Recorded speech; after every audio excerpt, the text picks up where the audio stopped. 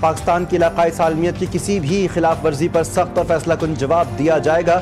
Chief of defence forces field marshal Asim Munir کا واضح اور دو ٹوک پیغام۔ کہا کہ بھارتی اسپانسرڈ پراکسیز کی جانب سے بلوچستان میں تشدد کا پروپیگنڈا ہو رہا ہے۔ بھارتی اسپانسرڈ پراکسیز بلوچستان میں ترقی میں خلل ڈال رہی ہیں۔ ایسے مذموم عزائم سیکیورٹی فورسز سخت کارروائیوں سے ناکام بنائیں گی۔ فیلڈ مارشل عاصم منیر سے بلوچستان سے متعلق 18ویں قومی ورکشاپ کے شرکاء کی ملاقات۔ فیلڈ مارشل نے بلوچستان کی ترقی اور پاکستان کے لیے اس کی اسٹریٹجک اہمیت پر زور دیا۔ کہا کہ ذاتی سیاسی ایجنڈوں کو مسترد کرنا ضروری ہے تاکہ بلوچستان کا مستقبل طویل المدتی خوشحالی پر مبنی ہو۔ سیکیورٹی فورسز صوبے کو دہشت گردی اور بے چینی سے نجات دلائیں گی۔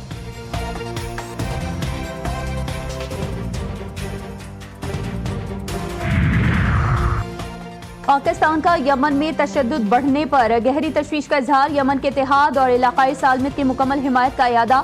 پاکستان سعودی عرب سے مکمل یکجہتی کا اظہار کرتا ہے۔ ترجمان دفتر خارجہ نے کہا ہے کہ یمن میں پائیدار امن اور استحکام کے لیے ہونے والی تمام کوششوں کی حمایت کرتے ہیں۔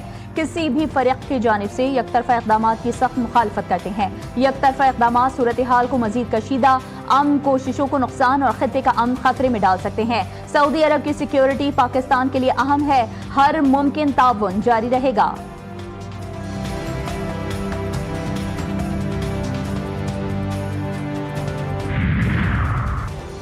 پاکستان کا سعودی عرب کے ساتھ مکمل یکجہتی کا اظہار۔ وزیراعظم اور سعودی ولی عہد محمد بن سلمان کے درمیان ٹیلی فونک رابطہ، علاقائی صورتحال اور موجودہ پیش رفت پر تبادلہ خیال۔ نہایت گرم جوش اور خوشگوار گفتگو کے دوران وزیراعظم نے خادم الحرمین الشریفین اور ولی عہد کے لیے اپنے احترام اور نیک تمناؤں کا اظہار کیا۔ دونوں رہنماؤں نے عزم کیا کہ حالیہ مہینوں میں نئی بلندیوں کو چھونے والے دیرینہ اور برادرانہ تعلقات کو مزید مضبوط کیا جائے گا۔ وزیراعظم سے سعودی سفیر نواف بن سعید احمد المالکی کی ملاقات مذاکرات اور سفارتکاری کے ذریعے امن و استحکام برقرار رکھنے کی ضرورت پر زور دیا۔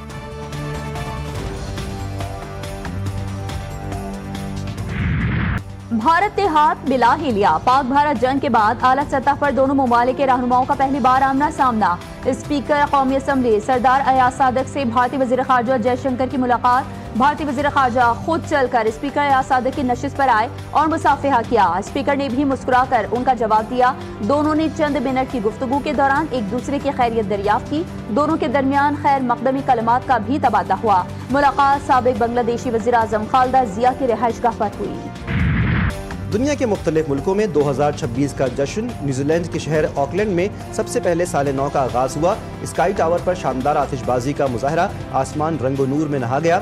لوگوں کی بڑی تعداد نے نئے سال کا استقبال کیا۔ سڈنی میں نئے سال کا جشن، اوپرا ہاؤس آتش بازی۔ سڈنی ہاربر پر بونڈائی حملہ متاثرین کی یاد میں 1 منٹ کی خاموشی اختیار کی گئی۔ جنوبی کوریا میں روایتی گھنٹی بجا کر نئے سال کا آغاز ہوا۔ دبئی کے برج خلیفہ پر شاندار آتش بازی کا مظاہرہ ہوگا۔ نیو یارک، لندن، پیرس میں بھی نئے سال کا جشن ہوگا۔ بیجنگ میں نیو ایئر ٹی پارٹی پر روایتی اوپرا پیش کیا گیا۔ نئے سال کے استقبال کے لیے گوگل کا ڈوڈل بھی تیار۔ 2025 کا آخری سورج، تلخ و شیریں یادیں لیے رخصت۔ ملک کے مختلف شہروں میں سال کا آخری سورج غروب ہونے کے مناظر۔ کراچی سمیت ملک کے مختلف شہروں میں سال نو پر جشن کی تیاریاں۔ لاہور میں لبرٹی چوک اور کراچی میں گورنر ہاؤس میں شاندار آتش بازی کی جائے گی۔ کراچی پولیس چیف کی شہر میں نیو ایئر نائٹ پر قانون کی مکمل پاسداری کی اپیل۔ کہا نیو ایئر نائٹ پر قانون شکنی کی اجازت نہیں۔ پنجاب میں ہوائی فائرنگ، گن ویلنگ پر پابندی عائد۔ مری میں دفعہ 144 کا نفاذ۔ پشاور اور کوئٹہ میں بھی سیکیورٹی سخت۔ خاتون اول آسرا بھٹو زرداری نے سوشل میڈیا پر پیغام میں لکھا کہ عوام نئے سال کا استقبال ضرور کریں لیکن ذمہ داری کا مظاہرہ بھی کریں، محفوظ طریقے سے جشن منائیں۔ ہر سال ہوائی فائرنگ معصوم جانیں لے لیتی ہے۔ بے معنی گولی چلانا خوشی کے لمحات کو سانحے میں بدل سکتا ہے۔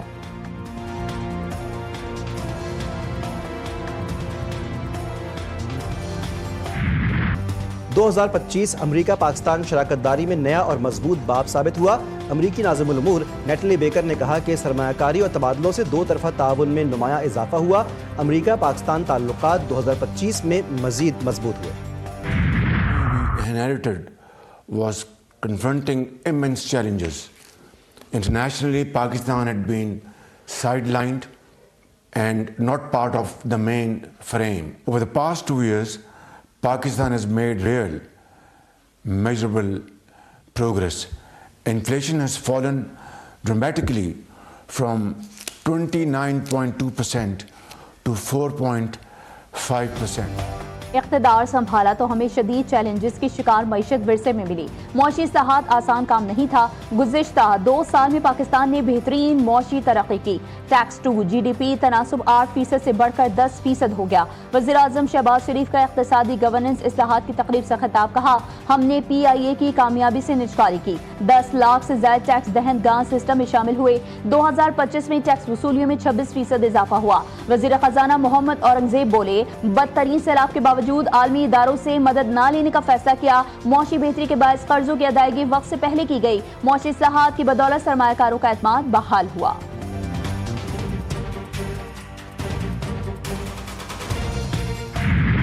سابق بنگلہ دیشی وزیر اعظم خالدہ ضیاء کو سپرد خاک کر دیا گیا. نماز جنازہ میں چیف ایڈوائزر محمد یونس و صدر محمد شہاب الدین کی شرکت. اسپیکر ایاز صادق بھی نماز جنازہ میں شریک ہوئے. ایاز صادق کی خالدہ ضیاء کے بیٹے طارق رحمان اور بیٹی سے ملاقات. ان کی والدہ کے انتقال پر گہرے دکھ اور تعزیت کا اظہار کیا. کہا کہ دکھ اور رنج کی اس گھڑی میں حکومت پاکستان اور عوام آپ کے ساتھ ہیں. اسپیکر قومی اسمبلی کے بنگلہ دیش کے نیشنل سیکیورٹی ایڈوائزر خلیل الرحمان سے بھی ملاقات. صدر زرداری اور وزیر اعظم شہباز شریف کی جانب سے اظہار ہمدردی اور تعزیت کا پیغام پہنچایا.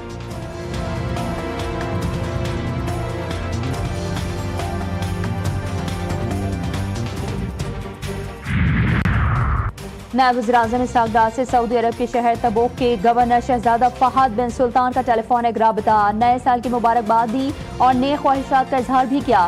شہزادہ فہد نے نائب وزیر اعظم کو تبوک کے دورے کی دعوت بھی دی. دونوں رہنماؤں کے درمیان پاک سعودی تعلقات مضبوط بنانے پر اتفاق ہوا.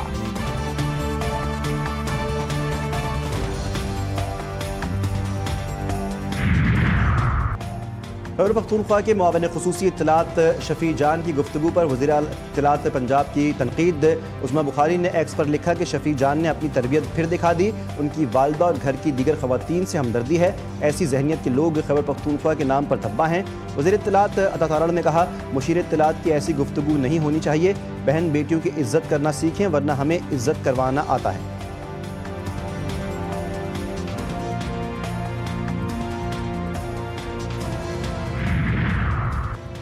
ملک کے مختلف حصوں میں برف باری. مالم جبہ جنوبی اور شمالی وزیرستان اور گلگت بلتستان میں سفید چادر بچھ گئی. آزاد کشمیر میں وادی نیلم کے مناظر نے سیاحوں کو مسحور کر دیا. 4 اور 5 جنوری سے سائبیرین ہوائیں کراچی کا رخ کریں گی. محکمہ موسمیات نے پیش گوئی کر دی. ڈپٹی ڈائریکٹر میٹ انجم نذیر زیغم کہتے ہیں پارا سنگل ڈیجٹ میں جائے گا.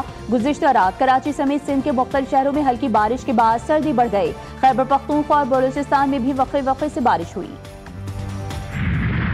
چیف منسٹر صاحب نے جو ہے ان کی سخت ہدایتیں ہیں اور ہماری بھی یہ کوشش ہے کہ ہم 2026 میں کراچی کی ہر سڑک پہ ہر روڈ پہ اس طرح کی ڈبل ڈیکر بسز کو ہم لوگ شروع کریں. کراچی کی سڑکوں پر ڈبل ڈیکر بسیں چل پڑیں. نصف صدی کے بعد ڈبل ڈیکر بس سروس کا دوبارہ آغاز. سندھ کے سینئر وزیر شرجیل میمن نے افتتاح کر دیا. کہا ڈبل ڈیکر بسیں ملیر سے شارع فیصل تک چلائی جائیں گی. پہلے مرحلے میں 5 ڈبل ڈیکر بسیں کراچی میں چلائی جائیں گی. کوشش ہے کراچی کی ہر سڑک پر ڈبل ڈیکر بسیں چلیں. پبلک ٹرانسپورٹ عوام کی بنیادی ضرورت ہے.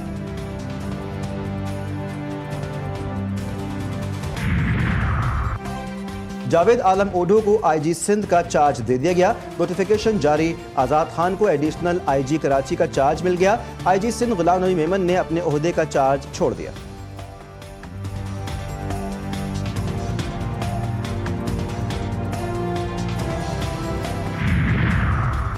وزیر اعظم شہباز شریف اور سلیمان شہباز کی خواجہ سعد رفیق کے گھر آمد. وزیر اعظم نے سعد رفیق کو جنید صفدر کی شادی میں شرکت کی دعوت دی. جنید صفدر کی شادی کی تیاریاں بھی جاری. سربراہ نون لیگ نواز شریف اور مریم نواز نے دبئی کے شاپنگ مال میں خریداری کی. تصاویر منظر عام پر.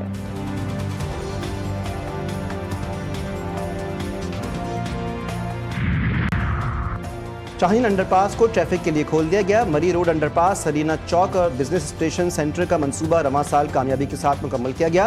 سی ڈی اے کانٹریکٹرز اور متعلقہ اداروں نے مشترکہ طور پر منصوبوں کی بروقت تکمیل کو یقینی بنایا. وزیر داخلہ محسن نقوی نے کہا کہ رواں سال درجنوں ترقیاتی منصوبے مکمل کیے گئے. اسلام آباد میں پاکستان کے خوبصورت ترین کرکٹ اسٹیڈیم کی تعمیر ہوگی. یوٹیوبر رجب بٹ پر تشدد کا مقدمہ، کراچی میں کچھ وکلا کے خلاف FIR کاٹنے پر وکلا برادری کی ہڑتال، سندھ بار نے بھی ہڑتال کی حمایت کی۔ عدالتوں میں آنے والے سائلین کو شدید مشکلات کا سامنا کرنا پڑا۔ کراچی بار کا کہنا ہے کہ وکلا کی طرف سے مقدمہ درج ہونے تک ہڑتال جاری رہے گی۔ ڈاکٹر وردہ قتل کیس کی JIT رپورٹ صوبائی حکومت کو پیش، JIT نے قصوروار پولیس افسران کا تعین کر دیا۔ رپورٹ کے مطابق ڈاکٹر وردہ قتل کیس کی مرکزی ملزم ردا ہے، ملزم شمریز اجرتی قاتل تھا۔ رکن JIT اسحاق زکریا ایڈوکیٹ کے مطابق پولیس کے جس افسر کا جتنا قصور تھا اس کے مطابق سزا بھی تجویز کی گئی ہے۔ غزہ میں انسانی بحران مزید سنگین ہونے کا خدشہ، اسرائیل نے 37 امدادی تنظیموں اور اداروں پر پابندی عائد کر دی۔ برطانیہ، کینیڈا اور فرانس سمیت 10 ممالک کا اسرائیل سے غزہ کی تمام راہداریاں کھولنے کا مطالبہ۔ وزرائے خارجہ نے مشترکہ بیان میں کہا ہے کہ غزہ میں 16 لاکھ افراد شدید غذائی عدم تحفظ کا شکار ہیں۔ غزہ بھر میں امداد کی غیر جانبدارانہ اور آزادانہ ترسیل ضروری ہے۔ امریکی صدر ٹرمپ اور صہیونی وزیراعظم نتن یاہو کا جنگ بندی کے دوسرے مرحلے کے آغاز پر اتفاق، نئے مرحلے کا نفاذ اسرائیلی زیر قبضہ نام نہاد یلو زون میں ہوگا۔ اسرائیلی میڈیا کا دعویٰ، نتن یاہو اور ٹرمپ نے حماس کے غیر مسلح ہونے کے لیے 2 ماہ کا وقت طے کر لیا۔ حماس مقررہ مدت میں غیر مسلح نہ ہوئی تو اسرائیلی فوج کارروائی کے لیے آزاد ہوگی۔ PCB کا ملتان سلطانز مینجمنٹ کے لیے مختلف سابق کرکٹرز کے ناموں پر غور، کوچنگ سیٹ اپ کے لیے عبدالرزاق، مشتاق احمد اور توفیق عمر کے نام زیر غور۔ انتظامی امور کے لیے سابق چیئرمین PCB رمیز راجو کا نام بھی سامنے آ گیا۔ عبدالرزاق ہیڈ کوچ، مشتاق احمد اسسٹنٹ کوچ، توفیق عمر کو بیٹنگ کوچ کی پیشکش کا امکان۔ چیئرمین PCB محسن نقوی کی منظوری سے ملتان سلطانز مینجمنٹ فائنل ہوگی۔